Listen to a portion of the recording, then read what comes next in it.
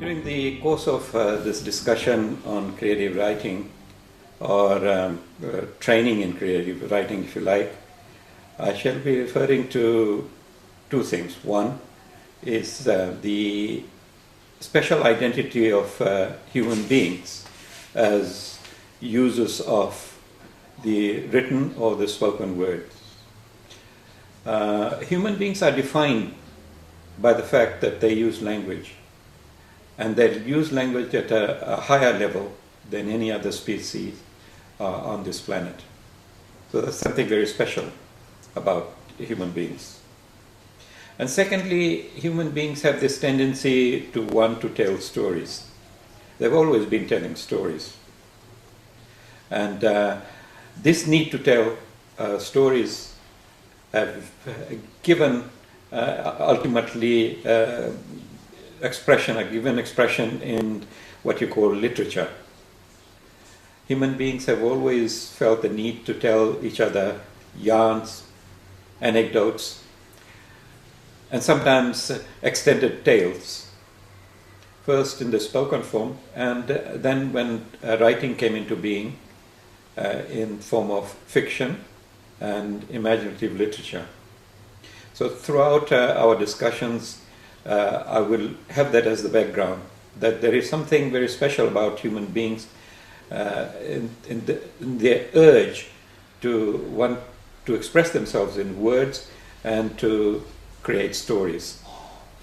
I shall place this discussion in the context of Fiji for the obvious reason that that's where my origin is.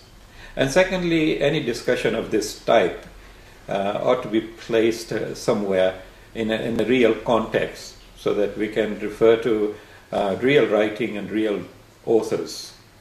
So throughout our training, I'll be referring to works by Fijian writers, and I shall be referring to the various forms of writing that have come into being in Fiji. Now, the Aitoke population in Fiji have had a very rich tradition of oral literature, and they have not felt the need to express themselves through the written word until very recently. They have been satisfied with the oral tradition, oral form, because it fulfilled their needs. But now times have changed, and a number of Aitokes have started to write fiction in the form of drama, poetry, and plays. The oral form should also be regarded as literature, because they have all the literary qualities of written works, except that the spoken form is always in the memory of human beings, whereas the written word is on the page. Now, it's good to remember that a lot of the written forms of literature have really the origin in oral tradition. Even the greatest books, like the Quran or the Bible or the Ramayana, they have origin in oral tradition. First they existed in the oral form, and then eventually they got written down. In the same way, among Aitokes, there existed a rich tradition of myths, legends, folk tales, epics, lyrics that are now being transcribed and written down by individual Fijian scholars. The Indo-Fijians, when they came to Fiji, they already had a rich written tradition, and one of the most influential books they brought with them was Tulsidas's Ramcharitamanas, which shaped the Indo-Fijian culture, their religious practice, and also, very often we don't realize this, Tulsidas contributed to the emergence of Fiji Hindi. The kind of Fiji Hindi that we use in Fiji is very much has its origin in the Ramcharitramanas. And later on we'll probably be talking something about that.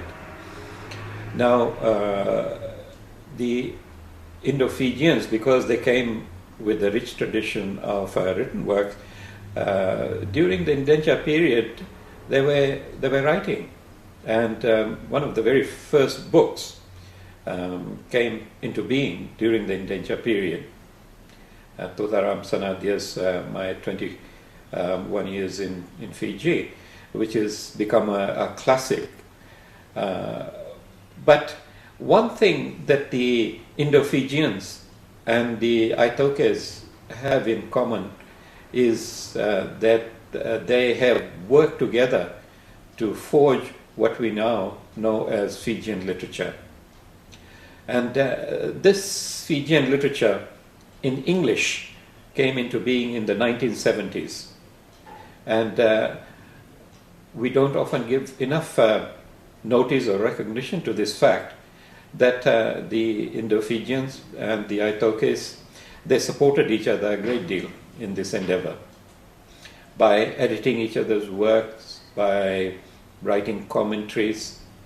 And when a playwright like Larry Thomas, for example, staged his plays, he used actors from all ethnic backgrounds. And Indo-Fijians had featured prominently in his plays. So literature is one area of collaboration, a very important area of collaboration that many people don't talk about, many people don't refer to. And unfortunately, many politicians are not fully aware of the importance of that, because this is the place where the Indians and the Fijians, they're working together to forge a common national identity. One of the things that has preoccupied me as a scholar is to examine this particular phenomena of emergence of literature in society. How does it come about? And I think it is also of considerable interest to those people who are getting training in writing. How does writing emerge? Now, there are many variables that are involved, and I do not want to go into a great deal of detail at this stage, but we'll get to know these variables. And I should mention very briefly those variables. First is the development of higher education. And it's interesting to note that the emergence of writing in Fiji in English coincides with the establishment of a university, the University of the South Pacific. But university itself is not enough without people who have the urge to create, to write. And fortunately, the University of the South Pacific brought a lot of prominent individuals to the site who were interested in literature and in writing, and some had already started writing. And so they gave a great deal of inspiration to others to engage in this very important endeavor of forging a literature in the South Pacific. And of course, you got to have the material support. You got to have literary journals, and you got to have the publishing avenues and so forth.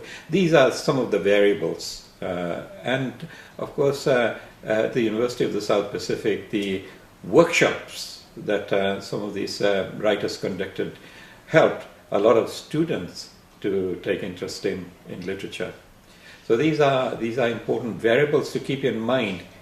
That in the following segment, I will carry this discussion forward and discuss in greater depth the fact of the emergence of literature in society, particularly in the post-colonial society. Right, that's all for today, and I will see you next time.